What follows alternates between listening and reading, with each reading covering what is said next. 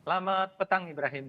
Bung Joy kembali lolos ke putaran final Piala Asia. Capaian yang gemilang tentunya bagi timnas kelompok umur U20. Tapi catatan Anda dari segi permainan bagaimana kemarin Bung Joy? Ya sebelum bicara permainan, kalau di kelompok umur kan Indonesia sebetulnya langkahnya sudah banyak ya. Juara AFF, SEA Games juga kan kelompok umur udah bisa juara lagi. Kemarin bahkan di U23 tampilnya luar biasa, nyaris lolos ke Olimpiade.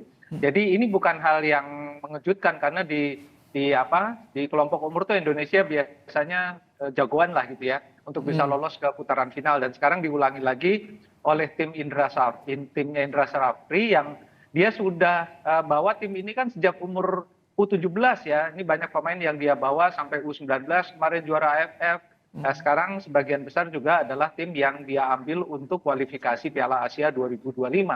Dan kalau kita bicara kekurangan ya tentu saja karena ini kan tim kelompok umur, tentu masih ada kekurangan di sana sini.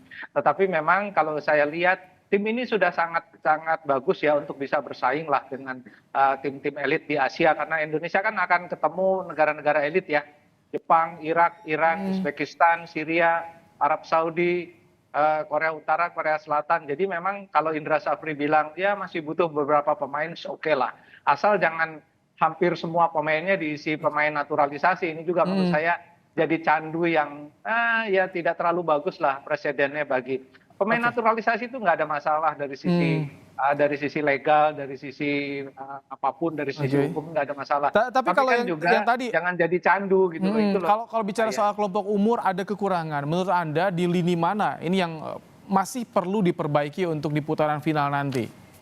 Ya, terutama saya bicara lini belakang dan lini tengah ya. Tapi dengan formasi yang saya kira formasi ini dikembangkan secara sangat baik oleh Sintayong dan Indra Safri dengan 3 center back, lalu 5 gelandang, biasanya dengan 2 penyerang gitu ya.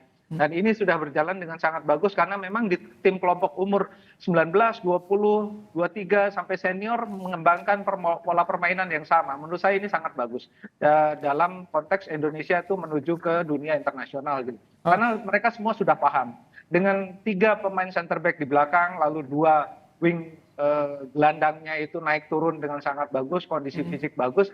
Rata-rata pertahanan Indonesia solid sih kalau saya lihat ya. Hanya kemarin melawan Yaman memang ada sedikit kekurangan ketika build up, kehilangan bola.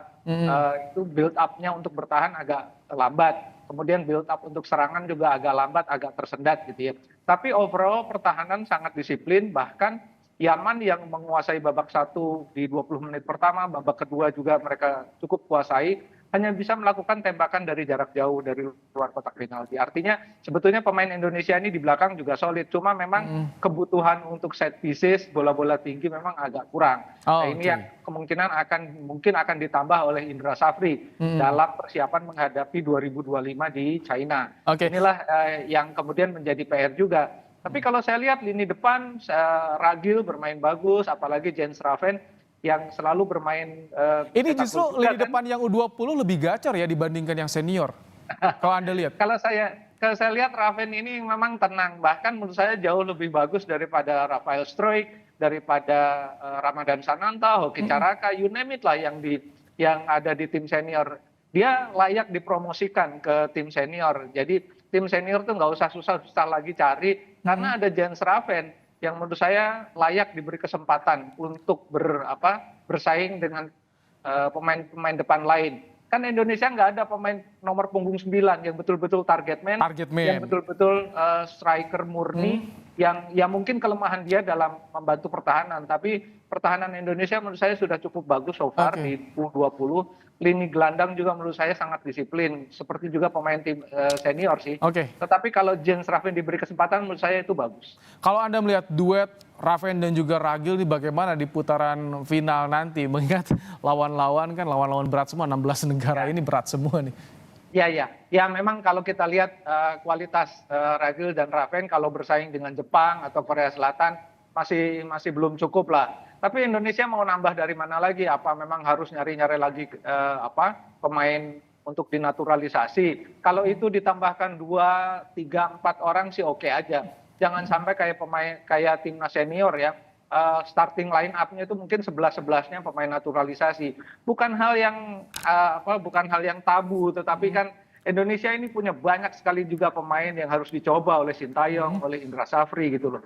Nah, inilah menurut saya yang harus jadi perhatian juga karena tuntutan pembinaan juga ada, investasi PSSI ke pembinaan juga ada. Jangan cuma Tapi naturalisasi. Bung menurut Joy, saya itu tidak bicara adil. soal rencana naturalisasi, Coach Indra juga kemarin bilang ada nama-nama, 3 nama, Tim Gipens, Dion Mark, dan juga Maurice Hinoke. Apakah Anda memiliki sedikit gambaran pada mereka jika nanti jadi dipanggil untuk timnas U20? Ada 3 nih infonya. Ya, yang 3 itu kemarin saya lihat memang kalau kita bicara rata-rata pemain yang didatangkan atau dinaturalisasi dari Belanda, itu kan memang mereka sejak kecil punya environment yang jauh lebih bagus daripada pemain-pemain yang di-breeding di Indonesia.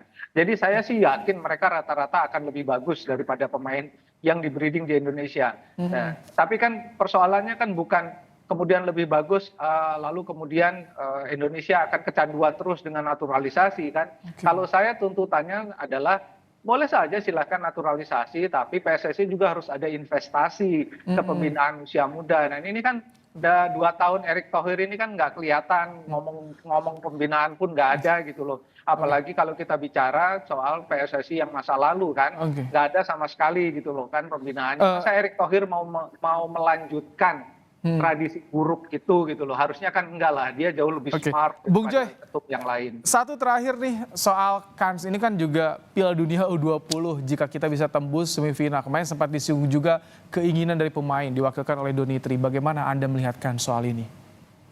Saya rasa Donitri salah satu leader yang dia kapten masa depan lah ya. Dia punya permainan bagus, dia leadership-nya juga bagus dan keinginan untuk bisa menembus level elit Asia paling enggak di China nanti, rasanya sih itu keinginan yang harus didukung bersama ya, apapun itu gitu loh. Karena menurut saya kalau tidak punya mimpi seperti Doni ya lebih baik berhenti sekarang gitu loh. Jadi dia memang harus punya mimpi. Saya rasa dia akan membawa tim lain ini untuk punya mimpi yang sama besar, membawa Indonesia ke kejayaan di Piala Asia. Amin, semoga tak hanya Piala Asia bisa tembus juga ke Chile nanti. Terima kasih Bung Joy untuk ulasannya di Kompas Petang sore hari ini.